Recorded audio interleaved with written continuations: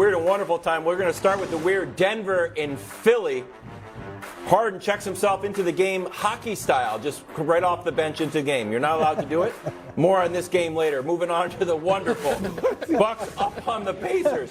Giannis gets this one, and oh my goodness, 41 in the W for Giannis, his second best performance of the weekend. Right. Moving on to the weird Chiefs Bengals. You know, a terrible, terrible play that could have cost the Chiefs the game. For the record, he did have 2 touchdowns to make up for it, but wow, one of the worst turnovers in playoff history.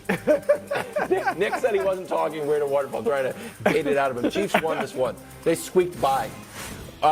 Literally double weird. Florida Gulf Coast at Liberty. Alley-oop goes wrong, and this is not allowed. That's not allowed. Not allowed, but it's so cool I'd probably count it. Liberty win. They move to 18-5. Wonderful. We're going back to Philly. Embiid on the back-to-back reigning MVP. Oh, my goodness gracious. Him so bad all night. Sixers win. Embiid has 47 on Joker's head. Not all of them, but no, I think all of them. About 40 of them. Yeah. Weird back to Bucks. This time playing the frisky Pelicans. Najee Marshall with the lob here. Not the best. Off the shot clock. Frisky Pels lose. Giannis has 50.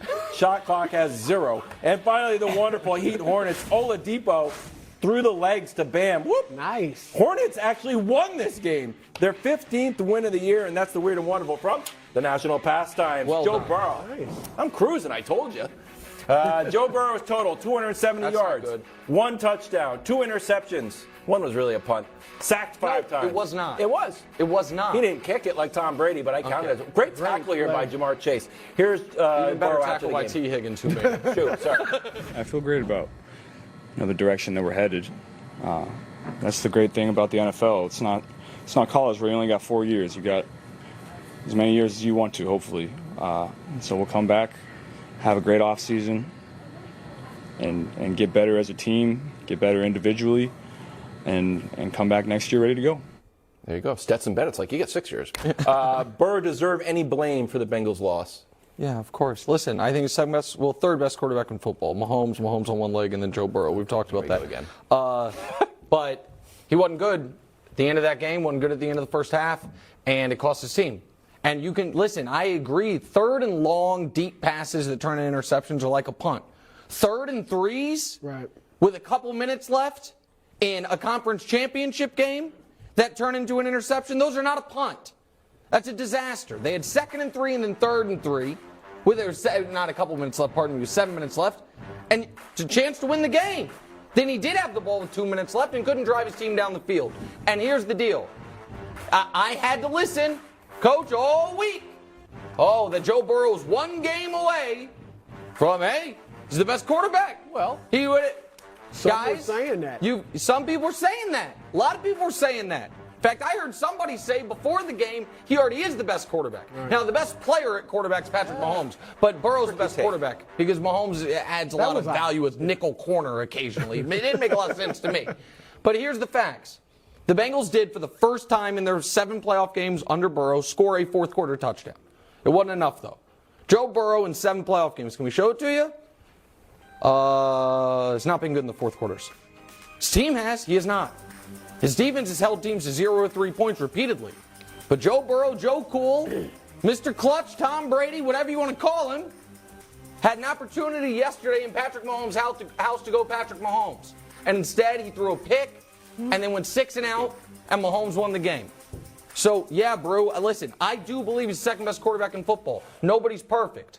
But he's got to wear some of this. He has to wear a good amount of it. I mean, they all do, of course, but he still deserves a lot of the blame. Coach, the first interception was a bad pass, like you said, on the 3rd and 2, 3rd and 3. That was just a bad pass. And the second one was underthrown. I mean, it was good coverage, but if you throw it deeper, it's not an interception, and maybe T can reach out and grab it.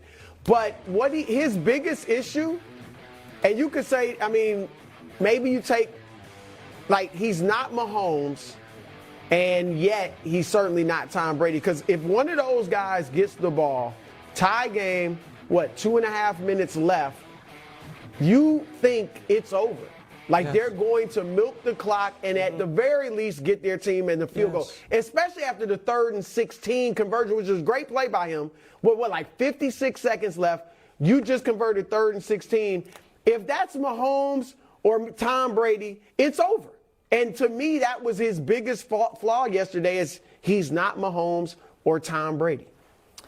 Yeah, it was the 2 interceptions, and really there should have been a 3rd interception. One of those passes early in the game could have been picked off. And then another one was picked off, and they threw a flag. But that was I thought that was a legit pass interference. Yeah, but there's 4 balls that were put into harm's way, which is a problem. From a sack perspective, he was sacked 4 times in the first half, and when you go back and watch the sacks, a couple of them he had no chance. But then there were a couple of them where he's trying to move around, he's trying to buy time, and it was really on him. And he did have some outlets, but he chose to try to go down the field. You can't deny the way that he's changed the trajectory of the Cincinnati Bengals. Absolutely. I do think someone needs to go through with him the salary cap and how that works. And it's not like college. It's really hard to keep a team together in the NFL. Window's closed. As much as you have this window now, once he gets paid, once all these other young stars get paid, that window. No, but that's hold on. Can I just make? It's true. They're going to have to make a choice this offseason about. Listen, they're paying Burrow this offseason. They're going to have to get rid of some. They're not going to be able to re-sign everybody. Then they have to make a decision about T. Higgins. Right. They can keep T. Higgins for 1 more year for almost no money, and then lose him for nothing in the offseason, next offseason, or they can trade him right now, as the Chiefs did with Tyreek Hill, and get maybe a first-round pick. That's a tough decision to make because they're paying Burrow and they're paying Chase. But here's the reason I push back on the window's always open. In the last 12 AFC championship games, Wilds, the Chiefs or the Patriots have been in them. The last 12. Patriots did 8, Chiefs done 5, and they played each other.